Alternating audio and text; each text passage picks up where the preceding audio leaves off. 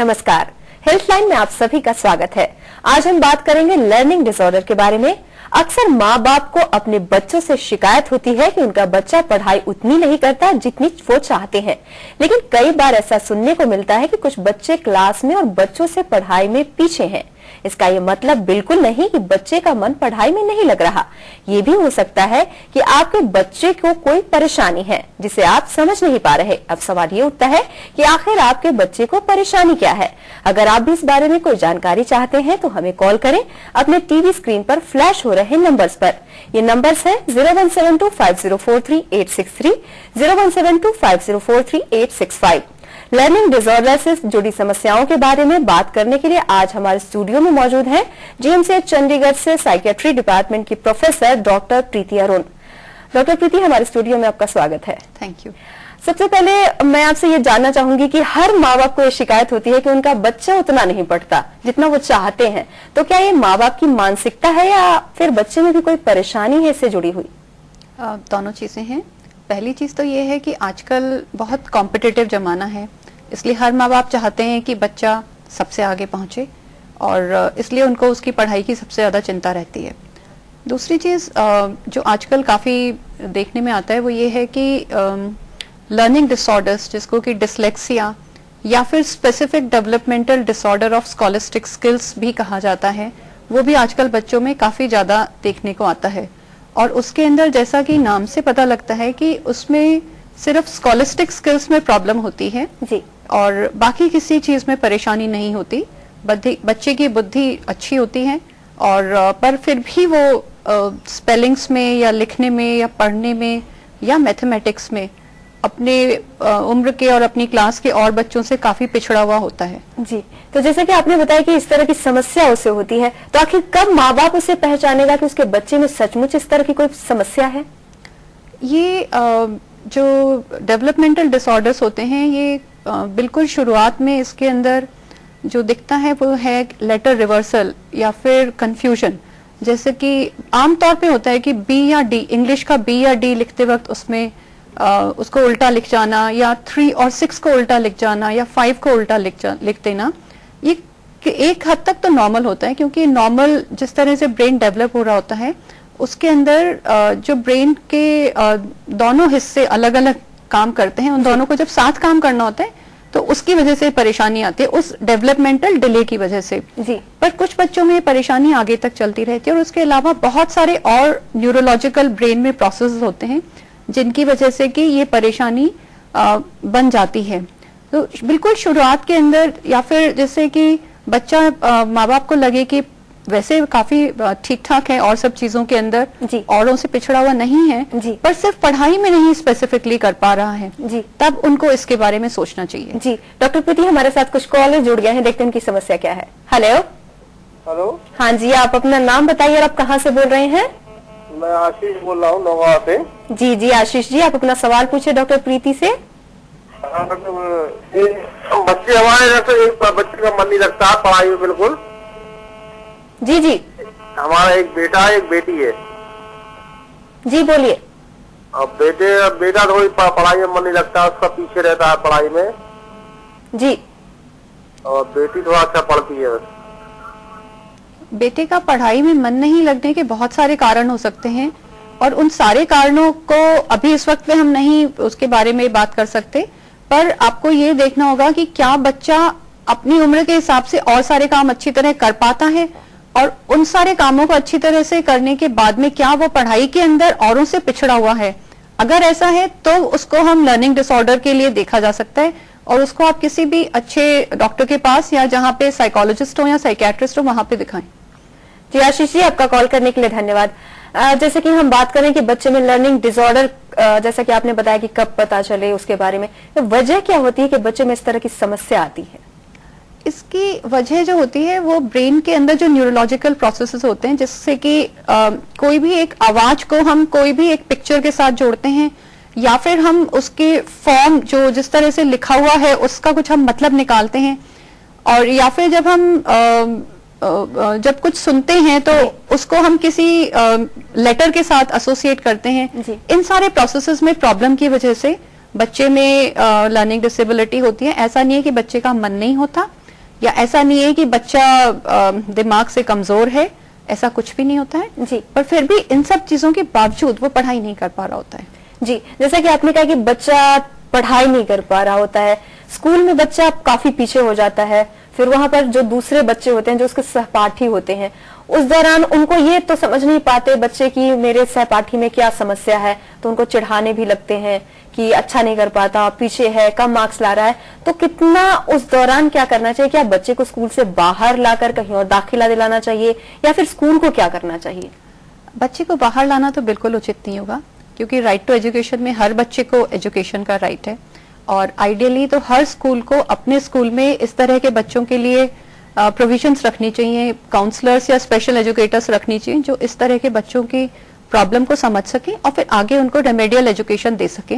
जी। जहां तक रहा सवाल बच्चे के और बच्चों द्वारा चिढ़ाए जाने का, तो चिढ़ाने के बहुत से कारण होते हैं और अगर हम बच्चे के अंदर उसके अंदर सेल्फ कॉन्फिडेंस है, जो कि और सारा सेल्फ कॉन्फिडेंस बच्चों में सिर्फ पढ़ाई को लेकर नहीं होता, जी। और भी बहुत सारी चीजें होती हैं जिससे कि बच्चे का सेल्फ कॉन्फिडेंस बनता है। अगर वो उसका सेल्फ कॉन्फिडेंस ठीक रहता है, जिसके अंदर की माता पिता और टीचर्स सबका सहयोग होता है, तो वो बुरा नहीं मानेगा उसके फ्रेंड्स कुछ भी कह लें, और अगर वो नहीं है तो चाहे वो पढ़ाई में अच्छा है जी, चिढ़ता रहेगा। जी, डॉक्टर प्रीति हमारे साथ कुछ कॉलर जुड़ गए हैं, देखते हैं उनकी समस्या क्या है। हेलो। हेलो जी। हाँ जी, अपना नाम बताइए और आप कहाँ से बोल रहे हैं? मैं चुनीलाल ठाकुर बोल रहा हूँ, डिस्ट्रिक्ट शिमला कोटगढ़ से। जी जी। मेरा एक बेटा है जी वो पढ़ाई में वैसे तो मेंटली तो काफी अच्छा है, जी। लेकिन वो कुछ सीटिंग कैपेसिटी अच्छी नहीं बना पाता जी, जिस कारण से पढ़ाई में कई बार एकदम से मिस्टेक बहुत ज्यादा कर लेता है। अब जब उसको पूछा जाए तो एकदम तो याद काफी होता है, लेकिन बीच में बाद में जब कई बार पढ़ाई इस तरह लगती है कि कई बार वो भूल ही जाता है। तो इसके लिए क्या किया जाए, कैसे उसकी सीटिंग कैपेसिटी बनाई जाए? ऐसा लग रहा है कि आपके बच्चे को attention deficit hyper activity disorder है और लर्निंग डिसेबिलिटी नहीं है। Attention deficit hyper activity disorder के अंदर बच्चा कोई भी एक काम पे काफी समय तक टिक कर नहीं बैठ पाता है और किसी भी काम पे जितना ध्यान लगाना चाहिए उतना ध्यान नहीं लगा पाता है। और ये सिर्फ पढ़ाई में नहीं होता, ये बहुत सारे और चीजों में भी होता है, जैसे कि कहीं पे जहाँ पे भी बैठने की जरूरत है वहां पे वो बैठना, जैसे खाना खाने के लिए टिक के बैठना या टीवी के सामने भी आराम से टिक करके बैठना।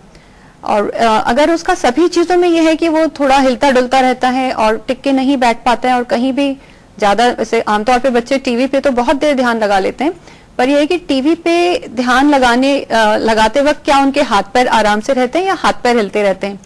सो इन चीजों को देख करके फिर उसको अगर attention deficit hyper activity disorder है तो उसके लिए उसका इलाज हो सकता है, जो दवाइयों से काफी हद तक बहुत अच्छे से ठीक हो जाता है, और नहीं तो किसी काउंसलर के से मिलकर के और उसका एक शेड्यूल बनाया जा सकता है, एक बिहेवियर थेरेपी प्रोग्राम शुरू किया जा सकता है जिससे कि बच्चा अच्छे से रिस्पॉन्ड करेगा। जी डॉक्टर प्रीति, आजकल जो इस तरह की समस्या काफी देखने को मिल रही है कि बच्चे जो हैं उनमें इस तरह के डिसऑर्डर काफी बढ़ रहे हैं, लर्निंग डिसऑर्डर, तो इसकी क्या वजह है? देखिए, ऐसा नहीं है कि डिसऑर्डर्स बढ़ रहे हैं, हम कोई भी उस चीज को देख सकते हैं जिसके बारे में हमें पता होता है। मेरा मानना है कि इसके बारे में आजकल जानकारी बढ़ रही है, और जो कि एक फेमस पिक्चर तारे ज़मीं पे जो थी उसके अंदर जैसा दिखाया गया था, उसके बाद से तो बहुत अवेयरनेस बढ़ गई है। वैसे भी धीरे धीरे डिसलेक्सिया के बारे में अवेयरनेस बढ़ी है। जी। पहले ये था कि जो बच्चा पढ़ने में अच्छा नहीं कर पाता है उसके लिए कुछ और सोचा जाता था। जी। हर बच्चे के लिए पढ़ाई पे एम्फोसिस नहीं था। आजकल ऐसा नहीं है, आजकल हर बच्चे के लिए पढ़ाई पे एम्फोसिस है, तो उसकी वजह से हम ज्यादा पढ़ाई में प्रॉब्लम्स को देख रहे हैं। जी, क्या जेनेटिक भी एक वजह हो सकती है कि बच्चे में इस तरह की समस्या हो? हाँ जी, जेनेटिक भी कुछ हद तक कारण होते हैं, और लर्निंग डिसेबिलिटी वैसे आमतौर पे बच्चों के अंदर करीब 4 to 5% बच्चों के अंदर माना जाता है कि लर्निंग डिसऑर्डर्स होते हैं। जी। और इसका मतलब ये कि अगर एक 40-50 बच्चों की क्लास है तो उसमें एक ना एक बच्चा जरूर होगा जिसको कि लर्निंग डिसेबिलिटी होगी। जी। डॉक्टर प्रीति, हमारे साथ कुछ कॉलर जुड़ गए हैं, देखते हैं उनकी समस्या क्या है। हेलो। नमस्कार जी। नमस्कार जी, आप अपना नाम बताइए और आप कहाँ से बोल रहे हैं? मेरा नाम नरोत्तम दास है जी, मैं डिस्ट्रिक्ट कुल्लू निर्मल तहसील से बोल रहा हूँ जी। जी नरोत्तम जी, आप अपना सवाल पूछिए डॉक्टर प्रीति से। जी, मेरा सवाल डॉक्टर साहब से है जी। मेरा जो लड़का है ना जी, जी, अच्छा, वो सब मतलब जैसे पढ़ाई में थोड़ी उसको दिक्कत आ रही है, मतलब उसका मन कहीं और ही और लगता है। जब टीवी के सामने बैठा हूँ, टीवी उसका कंटिन्यू वो टीवी के सामने बैठा है। जी। टीवी जो है वो एक तरह से उसके कुछ फायदे भी हैं कि बच्चों को बहुत चीज़ों के बारे में जानकारी मिलती है और बहुत अच्छे से मिल जाती है, और उसके नुकसान भी हैं। टीवी कितनी देर देखना है ये पेरेंट्स डिसाइड करते हैं। तो अगर वो शुरू से बच्चे को काफ़ी समय तक टीवी देखने देते हैं तो वो तो बहुत आसान सी चीज़ है ना, टीवी के सामने बैठे रहो और मन लगा रहता है, कुछ करने की ज़रूरत नहीं होती। तो वो डिसीजन पेरेंट्स को लेना पड़ेगा कि कितनी देर टीवी देखना है जी। और जब टीवी से हटेंगे तभी कुछ और कर सकेंगे। जी जी। डॉक्टर प्रीति, जैसे कि हम बात करते हैं कि जेनेटिक भी क्या एक वजह हो सकती है, आपने कहा हाँ, इसके अलावा और क्या वजह हो सकती है जिससे बच्चे को लर्निंग डिसऑर्डर की समस्या हो जाती है?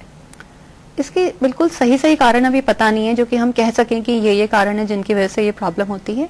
और इस सबसे इम्पोर्टेंट बात यह है कि कारण से ज्यादा इम्पोर्टेंट ये है कि हम इसको ठीक से और टाइमली आइडेंटिफाई कर सकें, क्योंकि इसके अंदर जो रेमेडियल एजुकेशन है वो बिल्कुल फर्स्ट स्टेप पे जाकर के शुरू होती है जी। तो अगर बच्चा क्लास 7th 8th में है तब भी वो वापस से कैट बैट से लिखना शुरू करता है जी। तो इसलिए ये जरूरी है कि उसको टाइमली रिकॉग्नाइज किया जाए और उसके लिए उसको रेमेडियल एजुकेशन मिल सके। एक पेरेंट्स के लिए कितना मुश्किल है इस बात को एक्सेप्ट करना कि उसके बच्चे में लर्निंग डिसऑर्डर की समस्या है? मैं बहुत सारे पेरेंट्स को मिलती हूँ जी। उनमें से मतलब ज्यादातर को ये लगता है कि ये बहुत बड़ी प्रॉब्लम है, पर मुझे लगता है कि जब हमारे पास कोई प्रॉब्लम जब तक हमें उसके बारे में पता नहीं है तब तक वो बड़ी है। जब एक बार पता लग गया तो फिर हम उसको हैंडल कर सकते हैं, फिर हम देख सकते हैं कि हमें इसके लिए करना क्या है।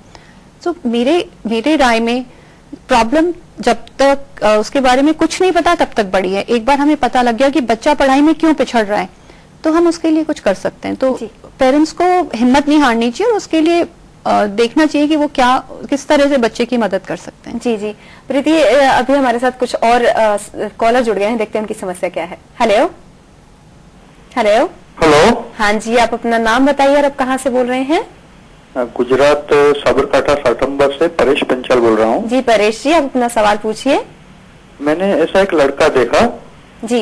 जिसको जो कोई काम करने में भी दिक्कत अनुभव करता था, लिखने में पढ़ने में भी दिक्कत अनुभव करता था, तो उसको ये डिसऑर्डर मुझे दिखाई दिया। उसको पूछा गया, जब उसने बताया कि मुझे कम दिखाई देता है, इसकी वजह से ये इरेगुलरिटीज उसके अंदर आ गई थी।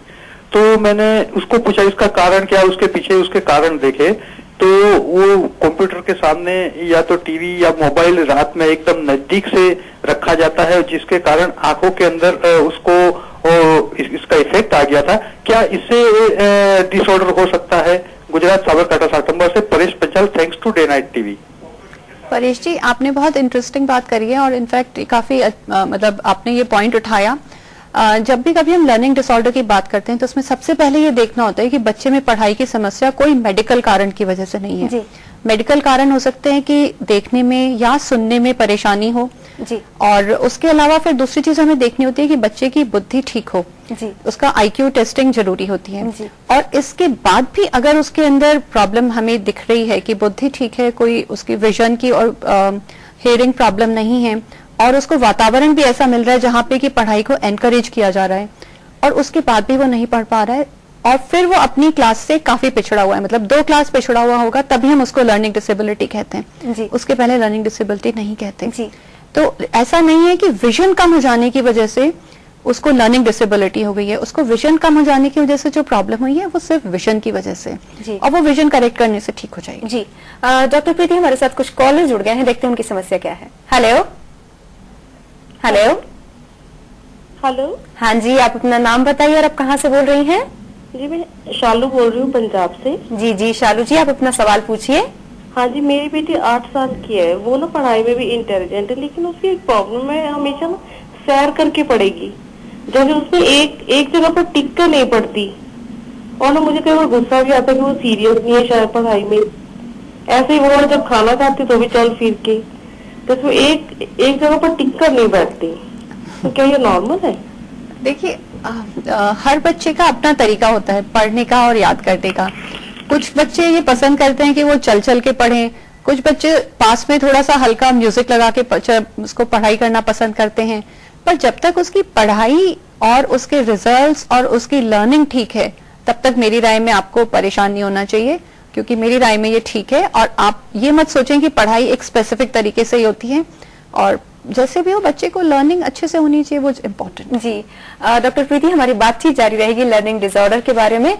फिलहाल हम रुक रहे हैं छोटे से ब्रेक के लिए। ब्रेक के बाद भी जीएमसीएच चंडीगढ़ से साइकियाट्री डिपार्टमेंट की प्रोफेसर डॉक्टर प्रीति अरुण आपके सवालों का जवाब देंगी। आप बने रहिए हमारे साथ। हेल्पलाइन में ब्रेक के बाद आप सभी का स्वागत है। हमारी फोन लाइंस खुली हैं। लर्निंग डिसऑर्डर के बारे में हमारी बातचीत जारी है, और अगर आप भी इस बारे में कोई जानकारी चाहते हैं तो हमें कॉल करें 01725043863, 01725043865 पर। डॉक्टर प्रीति, हमारे साथ कुछ कॉलर जुड़ गए हैं, देखते हैं उनकी समस्या क्या है। हेलो। हेलो। हाँ जी, अपना नाम बताइए और आप कहाँ से बोल रहे हैं? माय नेम इज तिलक सिंह अम्बाला। जी जी, आप अपना सवाल पूछिए डॉक्टर प्रीति से। मैम, मेरा सवाल ये है कि मेरा बच्चा है, वो 14 ईयर का है अभी, जी, तो उसमें क्या लर्निंग डिसऑर्डर था। मैंने इसका IQ टेस्ट कराया था, 60-40 आया था मैम इसका, तो इसमें इम्प्रूवमेंट के चांसेस हैं मैम कि नहीं है? उसका IQ आपने बताया 60? 60-40, यस मैम। 60-40? 60-40 है मैम।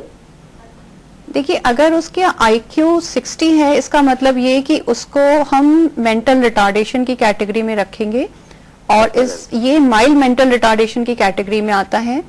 जो लोग माइल्ड मेंटल रिटार्डेशन की कैटेगरी में होते हैं वो इसके अंदर IQ में इम्प्रूवमेंट नहीं होता। उम्र के साथ साथ उनका कुछ चीजों में इम्प्रूवमेंट होता है, पर वो फिर भी अपनी उम्र से पिछड़े हुए रहते हैं। इससे आप ज्यादा पढ़ाई की उम्मीद नहीं कर सकते। माइल्ड मेंटल रिटार्डेशन में वो करीब 5वीं क्लास तक की पढ़ाई कर सकता है, और सुपरवाइज्ड किसी तरह का काम हो जिसमें कि उसको सुपरविजन मिले, और वो एक तरह का ही काम जो सिंपल सा काम हो उसको वो अच्छे से कर सकेगा। जी डॉक्टर, एक और कॉलर है, देखते हैं उनकी समस्या क्या है। हेलो। हेलो। हाँ जी, आप अपना नाम बताइए और आप कहाँ से बोल रही हैं? मैं पंजाब से बोल रही हूँ, शरण जी। जी जी, आप अपना सवाल पूछिए डॉक्टर प्रीति से। मैम, मेरा सवाल ये है कि मेरा बेटा पहले कभी भी टिक के बैठता नहीं था, और अब जो बैठता है तो थोड़ा बहुत पीछे था, पढ़ने में भी पीछे था। मुझे बैठाना पड़ता था और डांट के बैठाना पड़ता था पढ़ाने के लिए, और अब वो 6th-7th में है, पीछे चल रहा है। मतलब उतनी कंसंट्रेशन नहीं उसकी बन रही, क्लास में भी वो कंसंट्रेट नहीं कर रहा। और अब जो है मेन बात है, स्पोर्ट्स में वो हो गया है। स्पोर्ट्स में भी कोई भी काम वो ध्यान से टिक के नहीं करता, कोई कंसंट्रेट नहीं कर पा रहा। थोड़ा कॉन्फिडेंस तो उसका बढ़ा है स्पोर्ट्स में जाने के बाद, लेकिन उतनी कंसंट्रेशन नहीं है उसकी। जो अगर उसकी कंसंट्रेशन हो तो वो बहुत ही इंटेलिजेंट बच्चा है।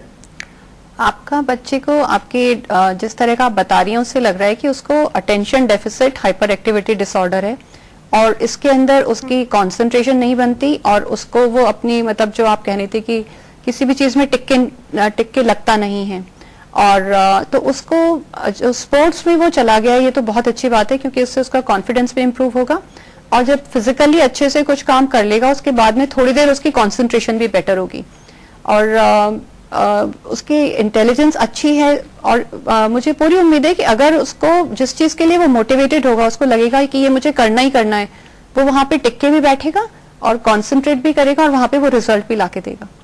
डॉक्टर, एक और कॉलर है, देखते हैं उनकी समस्या क्या है। हेलो। हेलो। हेलो। हाँ जी, आप अपना नाम बताइए और आप कहाँ से बोल रहे हैं? मैडम, मैंने बताया, मैं राजकुमार वर्मा बोल रहा हूँ मैडम। जी जी राजकुमार जी, आप अपना सवाल पूछिए। मैडम, मेरा जो बड़ा बेटा है ना जी, वो कंप्यूटर साइंस में मैंने उसको एडमिशन दिलाया, और वो जो और पढ़ने में उसका मन नहीं लगता। जी, कंप्यूटर साइंस में एडमिशन दिलाया है, मतलब वो कम से कम क्लास 11th में है या फिर वो कॉलेज में है, और उसका पढ़ने में अगर मन नहीं लगता है तो मेरी राय होगी कि वो किसी काउंसलर के साथ अगर मिलके बातचीत कर सके, क्योंकि उसको खुद को अपनी लाइफ के बारे में मेजर डिसीजंस लेने होंगे, और ये तय करना होगा कि उसे आगे कहाँ जाना है, और अगर अभी वो नहीं तय करेगा तो वो फिर कब करेगा। जी राजकुमार जी, आपका कॉल करने के लिए धन्यवाद। डॉक्टर, एक और कॉलर है, देखते हैं उनकी समस्या क्या है। हेलो। हेलो। हेलो। हाँ जी, आप अपना नाम बताइए और आप कहाँ से बोल रही हैं? कामना बोल रही हूँ वातक से। जी जी, आप अपना सवाल पूछिए कामना। मेरा क्वेश्चन ये है कि मैं खुद एक स्टूडेंट हूँ, +1 क्लास में हूँ जी, और मैं कॉन्टिन्यूसली पढ़ नहीं पाती, मुझे टाइम चाहिए होता है, मतलब बहुत दिक्कत होती है कंटिन्यूसली, और मुझे सीटिंग देनी चाहिए बट मैं दे नहीं पाती। कामना, आप लगातार कितनी देर तक पढ़ पाते हो? मैं ओनली 1.5 आवर। 1.5 आवर्स तक अगर आप लगातार पढ़ लेते हो तो वो काफी ठीक है। और उसके बाद में आप अपने आप को मेंटली रिलैक्स करने के लिए कुछ ब्रीदिंग रिलैक्सेशन एक्सरसाइज या कुछ और 1-2 गाने सुनना या कुछ ऐसा कर सकते हो जिससे कि आप अपने आप को मेंटली रिलैक्स करके और थोड़ी देर बाद फिर वापस पढ़ने बैठ सको। कंटिन्यूअस सिटिंग इससे ज्यादा देर की देना ठीक भी नहीं है और उससे आपकी लर्निंग इंप्रूव नहीं होगी। सो मेरी राय है कि इतना काफी है। जी डॉक्टर, जैसे कि हम लर्निंग डिसऑर्डर के बारे में बात करें तो इसकी ट्रीटमेंट आप कैसे करती हैं? डायग्नोसिस और ट्रीटमेंट, अगर कोई पेशेंट आपके पास आता है। देखिए, लर्निंग डिसऑर्डर के डायग्नोसिस में पहली चीज ये होती है कि हम और सारी चीजें जैसे कि medical causes, hearing and vision, उसको रूल आउट करते हैं। उसका IQ टेस्ट होता है और उसकी कॉपियां देखते हैं कि उसमें किस तरह की प्रॉब्लम्स, वो उसको किस तरह की गलतियां बच्चा कर रहा है। एक स्कूल से टीचर्स की रिपोर्ट या स्कूल काउंसलर है तो उनकी रिपोर्ट इंपॉर्टेंट होती है। उसके बाद में इनकी जो टेस्टिंग है वो साइकोलॉजिकल टेस्ट होती है, जो कि जिसके अंदर की उनको पेपर पेंसिल टेस्ट दिए जाते हैं और उसके अंदर ये देखा जाता है कि बच्चा अगर क्लास 6th में है तो वो क्लास 4 के लेवल पे नहीं कर पा रहा, तब उसको लर्निंग डिसेबिलिटी कहते हैं। हम हमारे डिपार्टमेंट में इनको सर्टिफिकेट इशू करते हैं और उसके बाद में आगे ये जो एजुकेशनिस्ट हैं, जो स्पेशल एजुकेटर्स होते हैं, वो इनकी हेल्प करते हैं, जो रेमेडियल एजुकेशन इनको देते हैं। सो रेमेडियल एजुकेशन के अंदर एक बच्चे का पूरा एजुकेशनल प्रोफाइल बना के और वो जिस भी एरिया में जहां भी बच्चे को प्रॉब्लम आ रही है उसके हिसाब से उसको रेमेडियल एजुकेशन देते हैं। डॉक्टर, हमारे साथ एक और कॉलर जुड़ गए हैं, देखते हैं उनकी समस्या क्या है। हेलो हेलो हेलो, हाँ जी, आप अपना नाम बताइए, आप कहाँ से बोल रही हैं? मैम मैं फरीदकोट से बोल रही हूँ, राजवीर कौर। जी जी, आप अपना सवाल पूछिए। मेरा एक छोटा भाई है, 8 साल का है। कि पहले तो उसकी कंसंट्रेशन पढ़ाई में मतलब कि फर्स्ट लेवल तक था, अच्छी थी, पर अब वह ना खेडन ਦੇ ਵਿੱਚ ਜ਼ਿਆਦਾ ਧਿਆਨ ਰੱਖਦਾ ਹੈ ਤੇ ਪੜ੍ਹਾਈ ਵਿੱਚ ਪੂਰੀ ਕੰਸੰਟਰੇਸ਼ਨ ਨਹੀਂ ਹੁੰਦੀ ਉਹਦੀ। ਜਦੋਂ ਕਈ ਵਾਰ ਉਹਨੂੰ ਚੇਤਾਵਨੀ ਨਹੀਂ ਉਹ ਗੱਲ ਮੰਨਦਾ ਕਿਸੇ ਦੀ। जी जी, आपको राजवीर जी क्या लगता है कि उसकी बुद्धि अपनी उम्र के और बच्चों के बराबर है? नहीं मैम, लगता नहीं, क्योंकि उसकी आई साइड भी बहुत वीक है। तो मेरी राय में आपको मेरी सलाह आपको ये होगी कि आप उसको किसी डॉक्टर के पास लेके जाएं। उसकी सबसे पहले आई साइट का उसके देखना जरूरी है और फिर उसके बाद में उसकी बुद्धि की जांच अगर हो सके तो उससे आपको फिर उसको आगे के लिए किस तरह से उसको हैंडल करना है उसके बारे में आपको पता लग सकेगा। डॉक्टर प्रीति, जो बच्चे जिनमें इस तरह की प्रॉब्लम होती है लर्निंग डिसऑर्डर की, तो बोर्ड की तरफ से उन्हें क्या सुविधा दी जाती है? ये जो बोर्ड की तरफ से सुविधाएं हैं वो central board of secondary education की तरफ से दी जाती हैं और इसके लिए क्लास 10th के बोर्ड एग्जाम्स के अंदर बच्चे को एक्स्ट्रा टाइम मिल सकता है और या फिर एक राइटर मिल सकता है जी। और ये सब मिलता है अगर बच्चे के पास एक सर्टिफिकेट हो। और नॉर्मली ये क्लास 9th में जब बोर्ड के फॉर्म्स भरे जाते हैं उस वक्त पे स्कूल सबमिट करता है और अगर स्कूल प्रिंसिपल लिख के देते हैं तो बोर्ड ये उसको स्पेशल प्रोविजंस देता है। बहुत सारे स्कूल्स हैं जो कि डिसलेक्सिया वाले बच्चों की प्रॉब्लम्स को देखते हुए उनको अपने लेवल पे उनका सिलेबस कम कर देते हैं और बोर्ड से एक और उनको 3 लैंग्वेजेस की बजाय उनको सिर्फ 2 लैंग्वेज पढ़नी होती है। तो उनकी जो कंपलसरी लैंग्वेज है वो एक होती है और एक ऑप्शनल होती है। तो इन सब से बच्चे को बहुत सहूलियत मिलती है और बाकी भी जैसे मैथ्स वगैरह में अगर उसको प्रॉब्लम है तो उसकी जगह इंफॉर्मेशन टेक्नोलॉजी या म्यूजिक कुछ और सब्जेक्ट्स वो ले सकता है। जी डॉक्टर प्रीति, माँ बाप अपने बच्चे जो इस तरह के बच्चे हैं लर्निंग डिसऑर्डर से जो पीड़ित हैं उनको किस तरह से वो अपने बच्चे को का खास ख्याल रखें, उनके साथ किस तरह से व्यवहार करें, कितना अहम है और क्या करना चाहिए उन्हें? देखिए, सबसे पहले तो ये जानना जरूरी है कि जो भी बच्चे की प्रॉब्लम आ रही है वो उसकी गलती नहीं है जी। तो हम ज्यादातर जब ये सोचते हैं कि ये बच्चे की गलती है तो हम उसके लिए उसको डांटते हैं और जो भी चीज हमें करने में मुश्किल लगती है उसको करने की हमें इच्छा नहीं होती जी। और यही बच्चों के साथ भी होता है, उनको वो पढ़ाई के अंदर अपनी तरफ से पूरा मेहनत कर रहे होते हैं पर वो रिजल्ट नहीं ला पाते हैं और उनको खुद को ये पता होता है कि ये मैं यहाँ पे मेरी एक प्रॉब्लम आ रही है, मैं नहीं कर पा रहा और उसकी वजह से उसकी कॉपियां भी सारी लाल होती हैं जो टीचर्स लाल करके देते हैं और घर पे भी पेरेंट्स गुस्सा करते हैं। तो बच्चे सबसे काफी परेशान से होते हैं। तो सबसे पहले बच्चे की प्रॉब्लम को समझना जरूरी है, बच्चा भी इससे परेशान है इस बात को अप्रिशिएट करना जरूरी है और फिर उसके बाद में बच्चे को सपोर्ट के साथ में, सपोर्ट मीन्स कि उसको इमोशनल सपोर्ट और साथ में उसको स्पेशल एजुकेटर, रेमेडियल एजुकेशन अगर किसी तरह से, मतलब हर स्कूल तो देता नहीं है, तो बहुत सारी जगह पे पेरेंट्स को ढूंढना पड़ता है जी। और या फिर कहीं से उनको अपने आप से उसको हेल्प करनी पड़ती है। जी। तो ये सब जरूरी होता है। जी। बच्चा जैसे ये भी कहा जाता है कि इस तरह के बच्चे को जो पैक्ड वाले खाने वाले हों या पेय पदार्थ जो पैक्ड हों वो नहीं देना चाहिए, कितना सही है? Attention deficit hyper activity disorder जो होता है उसके अंदर ज्यादातर हम ये सलाह देते हैं कि वो चीजें जिसमें कि प्रिजर्वेटिव्स हैं वो ना दी जाएं जी। और कोला ड्रिंक्स नहीं दी जाएं जी। क्योंकि इनसे थोड़ा हाइपर एक्टिविटी बढ़ जाती है और कंसंट्रेशन कम हो जाती है। जी। डॉक्टर प्रीति, आप हमारे स्टूडियो में आए, लर्निंग डिसऑर्डर के बारे में बातचीत की, आपका बहुत बहुत धन्यवाद। Thank you. तो ये था लर्निंग डिसऑर्डर से संबंधित आज का हेल्पलाइन। कैसा लगा आपको हमारा ये कार्यक्रम? हमें जरूर लिखें। हमसे संपर्क करने के लिए हमारा ईमेल आईडी नोट करें, helpline@nightnews.com। फिलहाल हेल्पलाइन में बस इतना ही। तब तक के लिए नमस्कार।